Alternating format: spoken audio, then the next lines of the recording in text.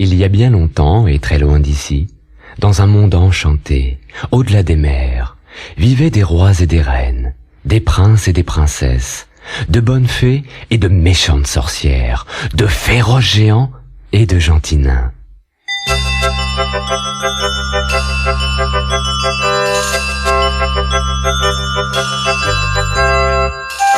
Ouvre ton album, écoute bien et rejoins toi aussi le monde magique d'Il était une fois. Dès que tu entends, tourne la page. Le prince et le pauvre.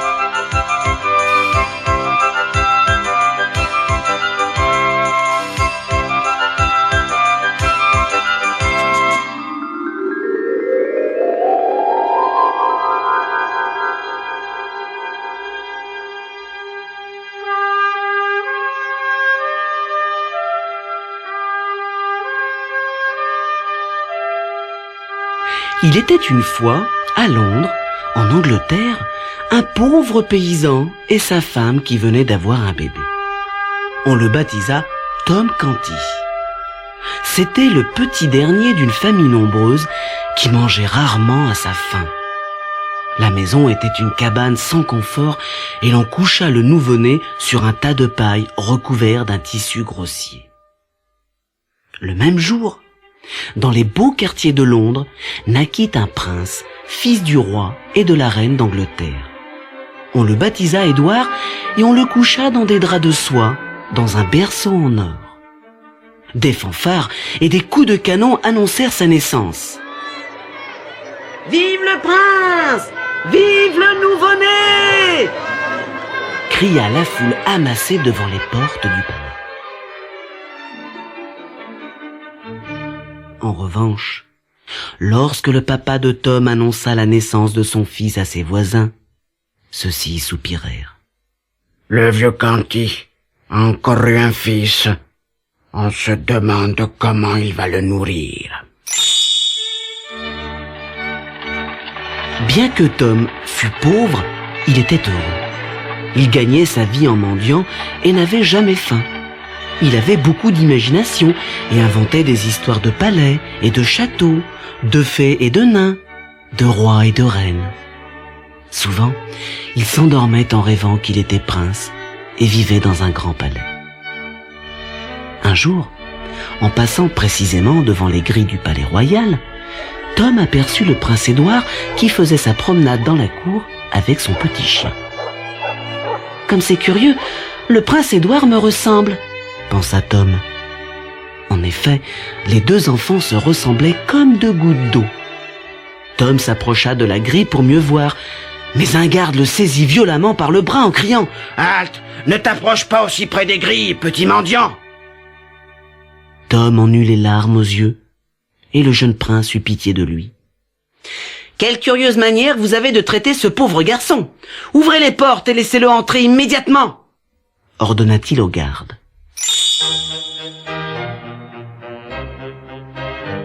Tom entra dans la cour et salua le prince. « Bonjour, Majesté » dit-il en s'inclinant. « Tu as l'air fatigué et affamé » remarqua le prince. « Viens avec moi. » 6 laquais conduisirent le prince Édouard et Tom Canty dans une pièce magnifique décorée de riches draperies. C'était la chambre du prince. Lorsque les laquais se retirèrent, les deux enfants se mirent à parler comme de vieux amis. Tom raconta au prince qu'il vivait dans un quartier pauvre de la ville avec ses frères, ses sœurs et ses parents. « J'aimerais beaucoup que tu passes la soirée avec moi, mais si tu rentres tard, ta famille s'inquiétera, » dit le prince. « Oh non, mais si je rentre sans argent, mon père me battra certainement, » répondit Tom. « Ton père te bat ?»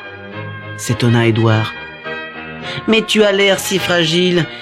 Et qu'en pensent les domestiques ?»« Les domestiques ? Mais Majesté, un pauvre garçon comme moi n'a pas de domestique !» s'esclaffa Tom. « Qui t'aide à te déshabiller alors ?» demanda le prince de plus en plus stupéfait. « Oh, je n'ai pas besoin d'aide. J'ai si peu de vêtements que je peux me déshabiller seul ?» Le prince, qui avait une garde-robe bien fournie, s'étonna des réponses de Tom.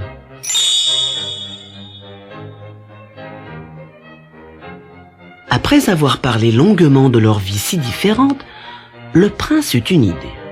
« Il me semble que si je pouvais mettre tes vêtements, je pourrais encore mieux m'imaginer ta vie, » dit-il à Tom. « Et si je pouvais mettre les vôtres, Majesté, je saurais enfin ce que l'on ressent quand on est prince, » répondit Tom en riant. Alors, le prince et le pauvre échangèrent leurs vêtements. « Oh, j'ai vraiment l'impression d'être un prince, » fit Tom. « Et moi d'être un pauvre, » fit le prince. Vêtu des vêtements de Tom, le prince Édouard sortit dans la cour du palais et ordonna aux gardes d'ouvrir les portes. Mais le garde le saisit par l'oreille et le jeta dans la rue en disant « Encore toi, petit polisson, sors d'ici et ne t'avise plus de venir déranger le prince !»« Mais je suis le prince !» cria Édouard, « et je vous ferai jeter en prison pour m'avoir insulté d'une telle manière !» Des passants curieux s'assemblèrent autour du jeune garçon. « Ce polisson prétend être notre bon prince Édouard !» ironisa le garde. Et tout le monde se mit à rire. Le prince Édouard s'enfuit devant la foule moqueuse qui l'interpellait. « Faites place à son Altesse royale !» criaient les passants.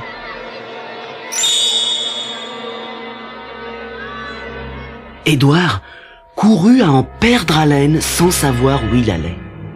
Il se retrouva ainsi dans le quartier le plus pauvre de la ville. Comme les maisons étaient petites et les rues sales. Un homme s'approcha de lui et le saisit par l'oreille. C'était le père de Tom Canty. « Où étais-tu donc passé, chenapan ? Allons, tu as assez traîné aujourd'hui, donne-moi l'argent que tu as gagné. »« Ne me touchez pas, citoyen, c'est au prince que vous parlez !» cria Édouard en essayant de se libérer. Le père de Tom crut que le pauvre gosse avait perdu la tête. Plus Édouard tentait de le persuader qu'il n'était pas Tom, plus le père se fâchait. Pendant ce temps-là, au palais, Tom Canty était traité d'une manière princière. Partout où il allait, 6 laquais le suivaient.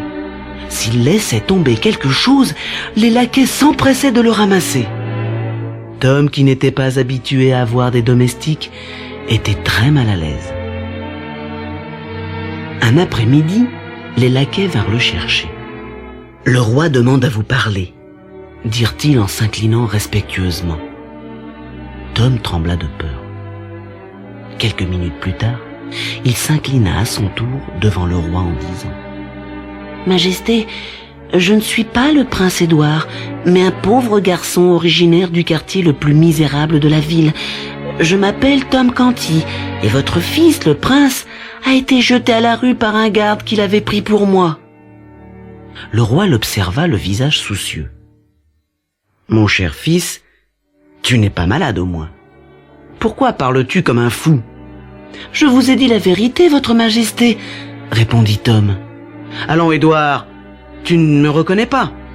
Je suis ton père, » dit le roi, que cette histoire commençait à énerver.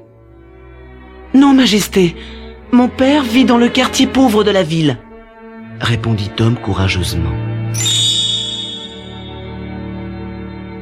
Le roi fit appeler les meilleurs médecins du royaume, mais aucun ne put découvrir pourquoi le prince Édouard tenait d'aussi étranges discours.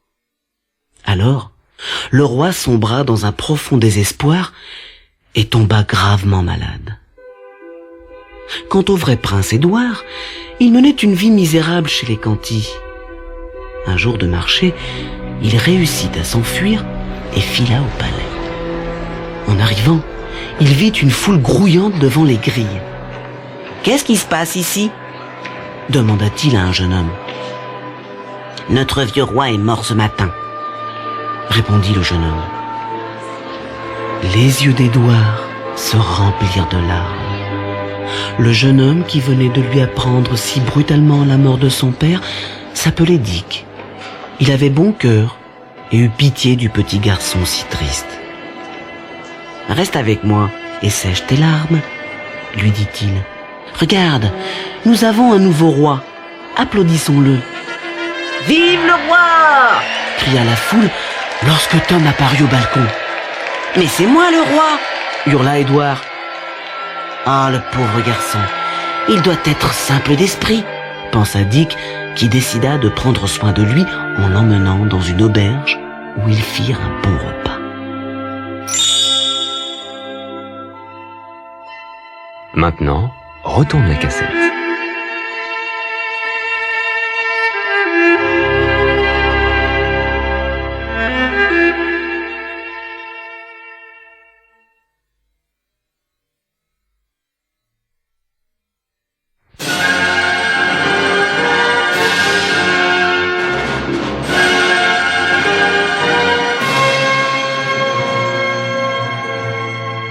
Mis en confiance, Édouard raconta son histoire à Dick. Il lui dit comment il avait fait entrer Tom au palais, comment ils avaient échangé leurs vêtements et comment le garde, le prenant pour Tom, l'avait jeté à la rue. « Alors tu vois, Dick, en ce moment, tu dînes avec le roi d'Angleterre, » conclut Édouard en riant. Dick le regarda bouche bée.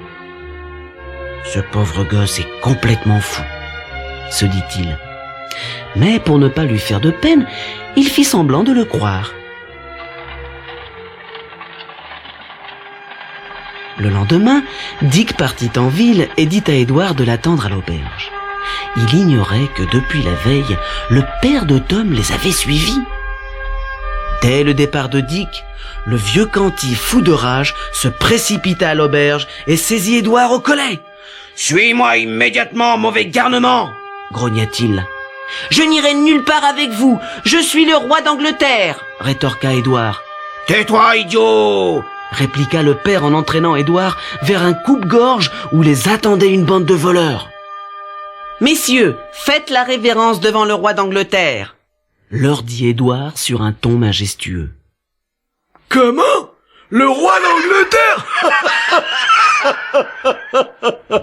Le fils du vieux Canty est complètement fou !» s'esclaffèrent les voleurs en se tordant de rire. Pendant les jours qui suivirent, le jeune roi assista impuissant au larcin de la bande de voleurs.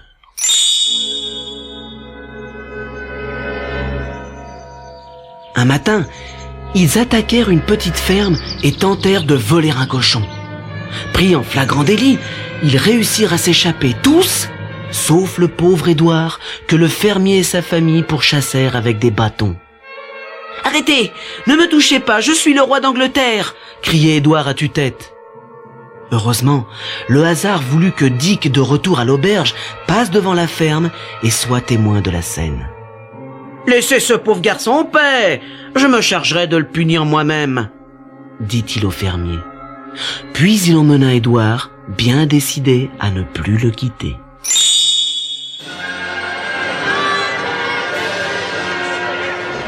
Dans le centre de Londres, c'était le jour de la cérémonie du couronnement et les rues étaient noires de monde. La foule s'inclinait devant le cortège royal dirigé par Tom Canty en tenue d'apparat. « Vive Édouard, le roi d'Angleterre !» criaient les badauds.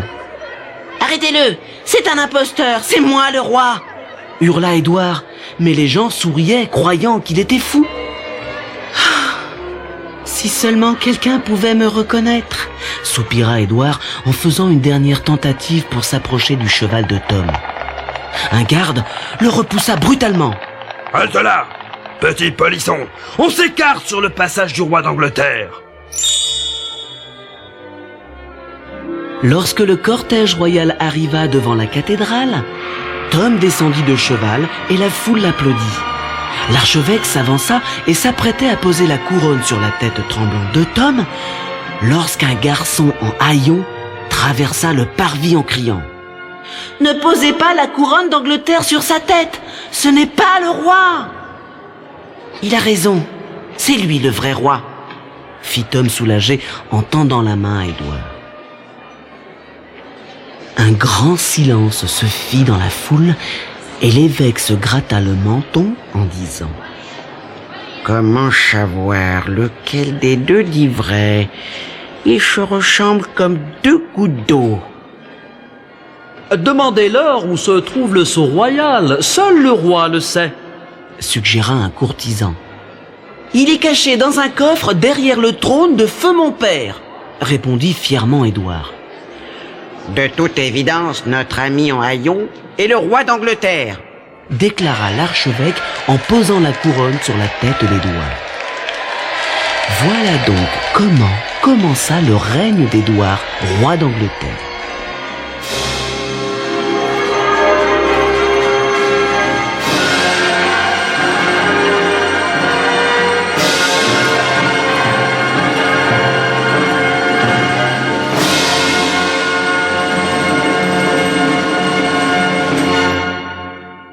Le soir de son couronnement, il fit appeler Tom Canty et le remercia de son honnêteté.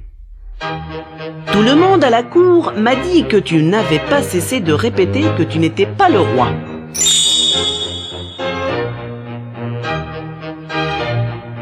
Tu es un ami sincère et fidèle, et grâce à toi, j'ai découvert à quel point la vie est difficile dans les quartiers pauvres de Londres. Désormais, nous ne nous quitterons plus. Après tout, nous sommes frères, puisque nous sommes nés le même jour. Et depuis ce jour-là, on ne vit plus jamais le prince et le pauvre l'un sans l'autre. »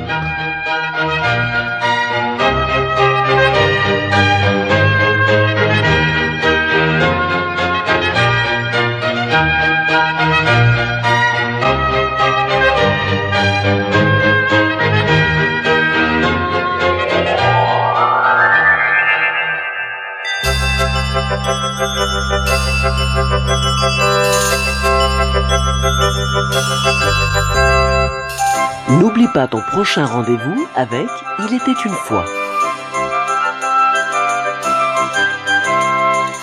Tu découvriras l'histoire extraordinaire de la femme serpent.